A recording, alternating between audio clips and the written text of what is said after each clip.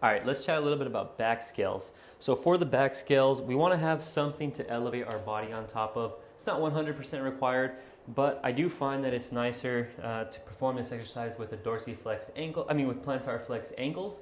That way when you do this, your foot doesn't scratch or hit the floor. Secondly, I like to use a wall or some kind of post or something to hold on to just so that we can focus on the movement rather than focusing on balance. So the back scale we're working on our active hip extension. And so the main criteria that we need to get into hip extension is a very strong posterior pelvic tilt. So this is key. We need to get this down very, very well. So it's not a big range of motion when we do a back scale. So for example, a front scale, we have quite a long range of motion, quite a big range of motion here in hip flexion, right? But with hip extension, it's a much shorter range of motion. And so what we want to do first is, instead of having an arch in the back, we want to come into a strong posterior pelvic tilt.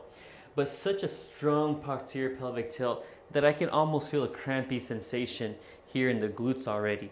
All this is very firm. It's not moving anywhere. So once we have this, it's like exaggerate this posterior pelvic tilt, like very exaggerated, almost cramping just from squeezing the glutes here. From here, we want to move the leg backwards, but it hardly moves back. This is not a large range of motion. It's going to feel like a hard stop. If you have this strong posterior pelvic tilt and the glutes contracted strongly, you might cramp. What you're going to feel is like your leg doesn't want to go back. If you do this and your leg literally just moves back a tiny bit, that's totally okay, because this is active hip extension. We want to bump up against that glute. That's what's going to help improve our hip extension over time.